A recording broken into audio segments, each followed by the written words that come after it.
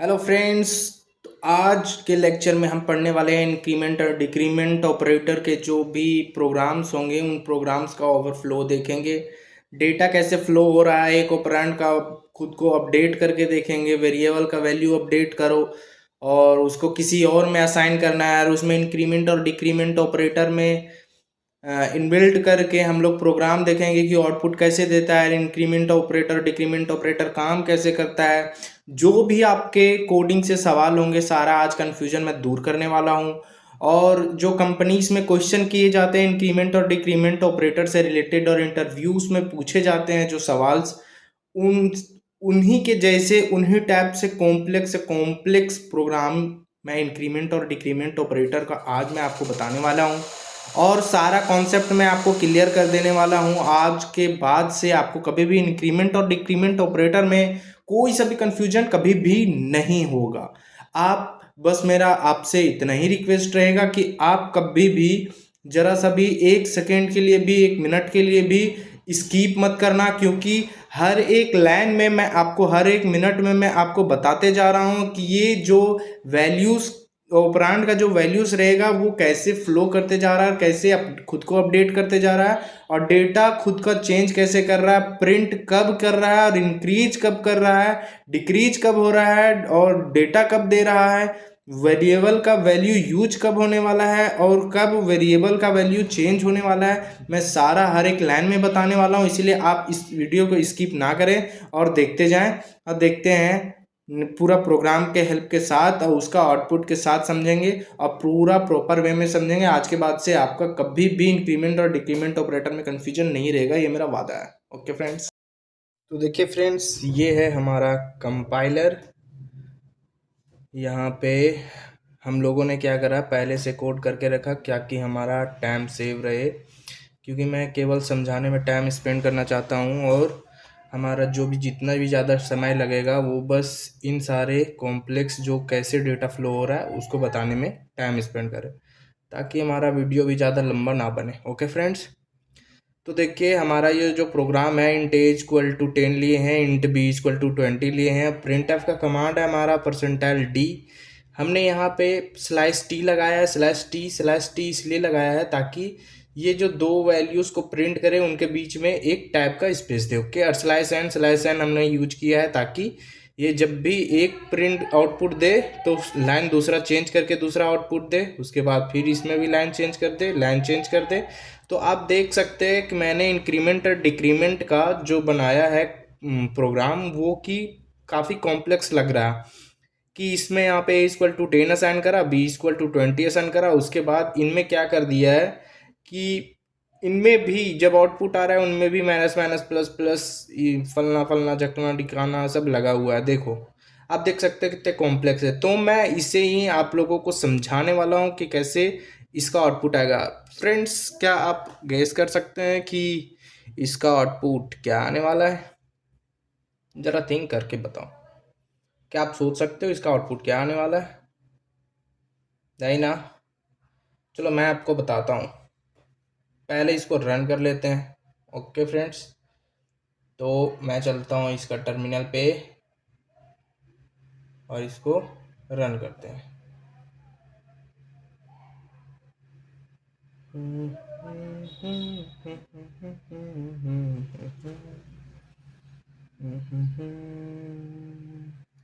तो देखिए फ्रेंड्स, हमारा ये आउटपुट आ चुका है। 10 दिया, 21 दिया, 9 दिया, 20 दिया, 21 दिया, 22 दिया, 21 और 22 दिया। बहुत समझने में कॉम्प्लेक्स लग रहा है कि पता नहीं कैसे दे दिया ये आउटपुट। ओके फ्रेंड्स, मैं आपको इसके समझाता हूँ इसका आउटपुट ये फ्लो कैसे किया है। ओके, तो देखिए इधर सेम सेम प्रोग्राम है। ये जो आपको दिख रहा यहाँ पे स्क्रीन पे, वही प्रोग्राम यहाँ भी है। तो मैं आपको बता रहा हूँ ये फ्लो कैसे हो रहा है।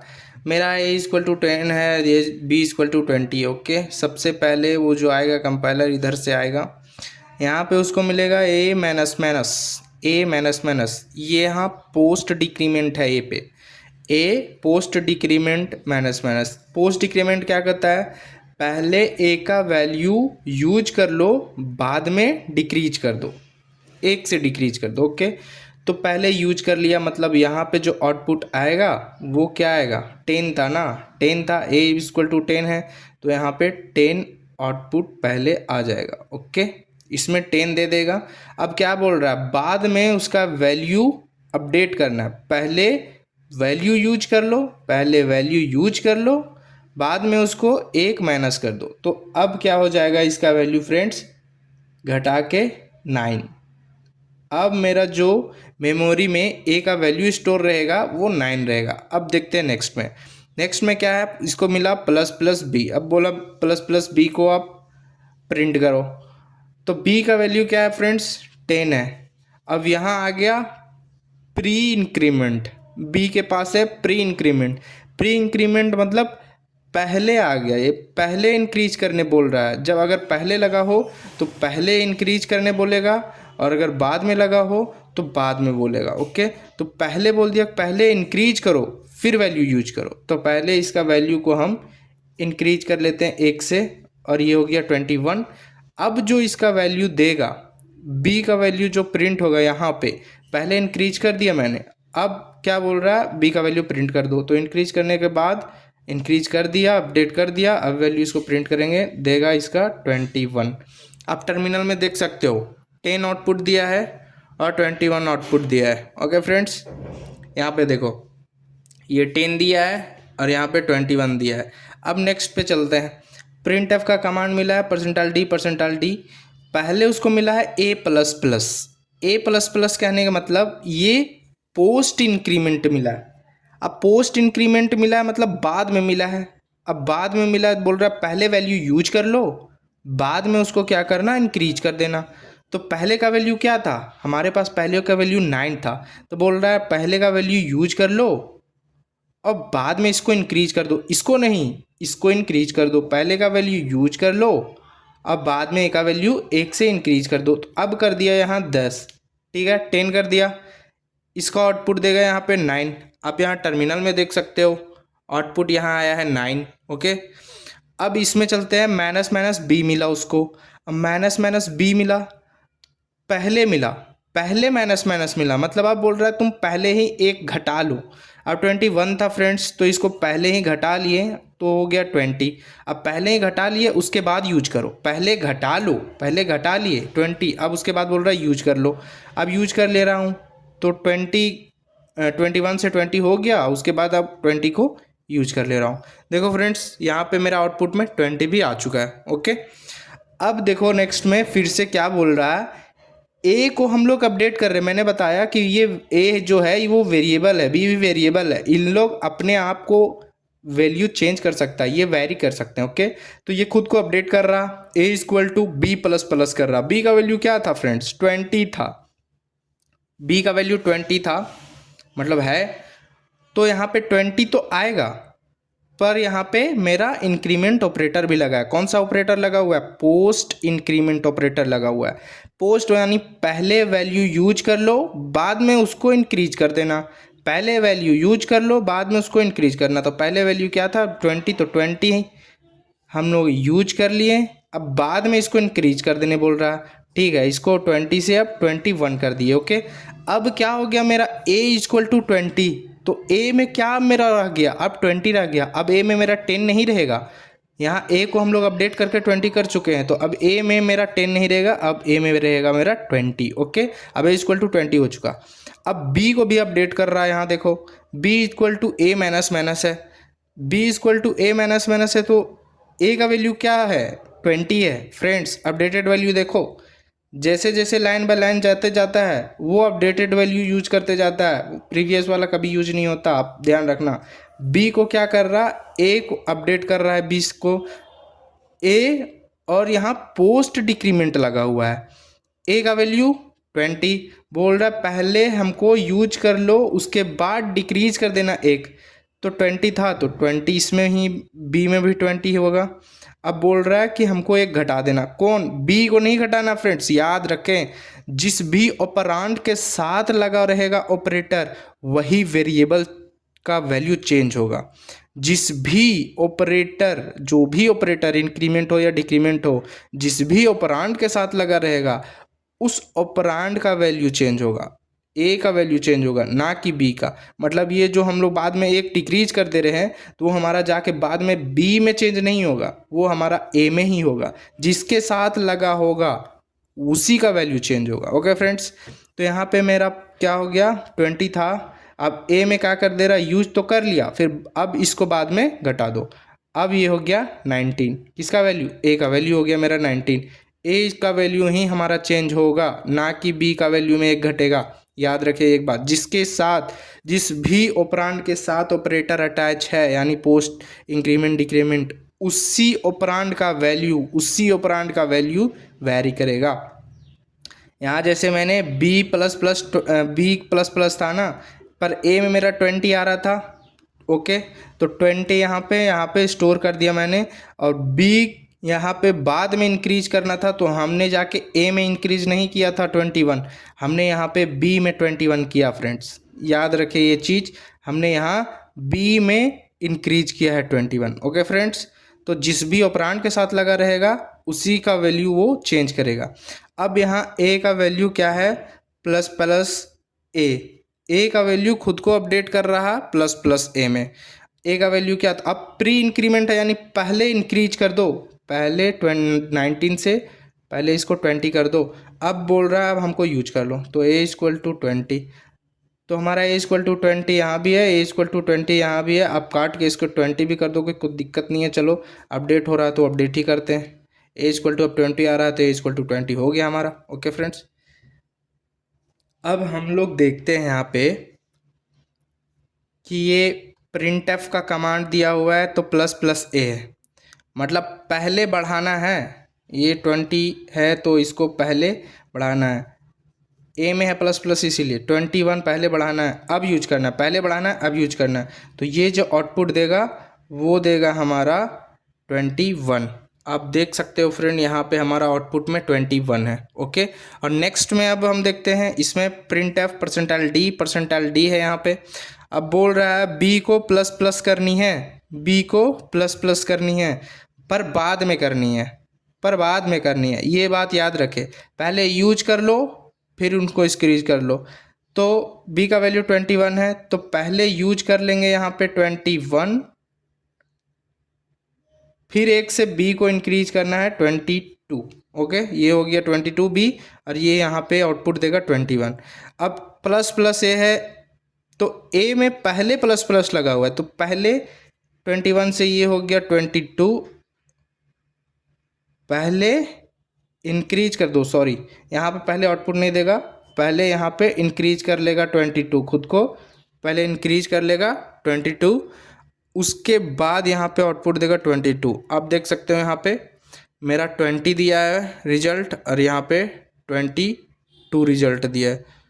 सॉरी कहीं तो मिस्टेक है हमारा, ये यहाँ पे 20 आ रहा है ना, यहाँ पे 20 आ रहा,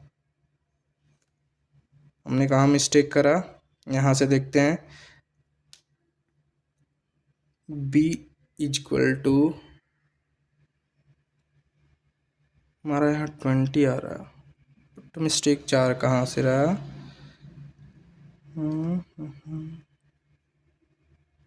b इक्वल टू यहाँ पे हमारा 20 हो चुका था फ्रेंड्स। ये देखो b इक्वल टू यहाँ 20 था, b इक्वल टू 20 था, तो हमारा 21 कहीं अपडेट नहीं हो रहा। b में कहीं भी कोई अपडेशन नहीं था फ्रेंड्स। सॉरी फ्रेंड्स, ये कैसे किया हमने 21 तो पता नहीं, पर b में कोई अपडेशन यहाँ के बाद नहीं है। यहाँ b इक्वल टू 20 जो हुआ है, तो हमारा b में 20 हुआ, उसके बाद b ऑपरेटर कहीं लगा हुआ नहीं है, b पे कोई ऑपरेंड लगा नहीं है, तो b इक्वल टू 20 होगा। यहाँ पे b प्लस प्लस जो हुआ है, b प्लस प्लस जो हुआ, तो पहले यूज कर लेना है, बाद में उसको इंक्रीज करना है। तो पहले b का वैल्यू यूज कर लिया 20, बाद में उसको इंक्रीज करना है, सॉरी बाद में उसको इंक्रीज करके 21 कर दिया गया। ओके, 21 हो गया। अब देखो फ्रेंड्स, प्लस प्लस यहाँ a लगा हुआ था, तो a में हमारा a का अपडेशन चलते आ रहा था सही से। a में हमारा पहले प्लस प्लस लगा हुआ था, इसीलिए हमने 22 वहाँ पे पहले इंक्रीज किया, उसके बाद यूज कर लिया। अब देखो b का फाइनली क्या हो गया, यहाँ पे इंक्रीमेंट बाद में लगा हुआ था, इसलिए हमने इंक्रीज कर लिया, तो b का वैल्यू अब बचा 21, तो 21 यहाँ पे लिख दिया, ए का वैल्यू हमारा 22, यहाँ पे 22। Okay friends, sorry for mistake हो जाती है। यहाँ देखो ये आउटपुट हमारा सही सही मैच कर रहा। 10 21 है तो 10 21 है, यहाँ पे 9 और 20 है तो यहाँ भी 9 और 20 है, यहाँ 21 है तो यहाँ भी 21 है, यहाँ 20 और 22 है, यहाँ भी 20 और 22 है, यहाँ पे 21 और 22 है, यहाँ भी 21 और 22 है। फ्रेंड्स, तो ये हमारा बेसिक पूरा क्लियर हो गया होगा। बेसिक क्या, हमें जो भी कन्फ्यूजन जनरेट होता है इतना ही प्रोग्राम में जनरेट होता है, और हमारा वो कन्फ्यूजन क्लियर हो गया। तो मैं आपको एक और एग्जाम्पल से समझाना चाह रहा हूँ, एक और एग्जाम्पल देना चाह रहा हूँ, और उसके ज़रिए आपको पूरा क्रिस्टल क्लियर करने वाला हूँ इस इंक्रीमेंट और डिक्रीमेंट को। ओके फ्रेंड्स, तो हम लोग जो है वो नेक्स्ट देखते हैं कोडिंग करके।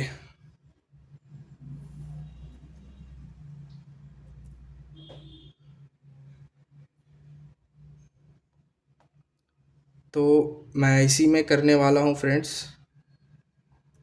इसको हमने कर दिया डिलीट। ओके, अब मैं ये प्रोग्राम आपको दिखा रहा हूँ। ये टर्मिनल, ये आपको विजिबल होगी फ्रेंड्स, आप ये देख सकते हो। ये देखो सेम है, int a equal to 50 10, but यहाँ पे चेंजेस ज़्यादा हैं।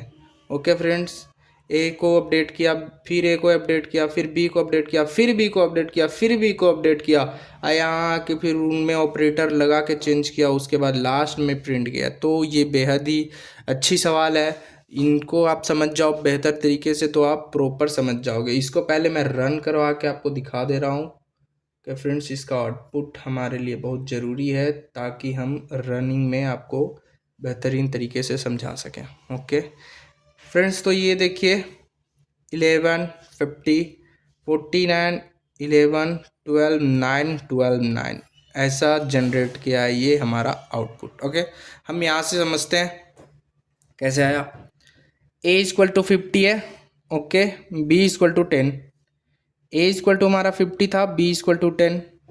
अब हम लोग यहाँ देखें print f command percentile d plus plus b है, पहले बी दिया हुआ है, पहले इंक्रीज करो बाद में यूज करो, पहले इंक्रीज करो। 10 को कर दिए 11,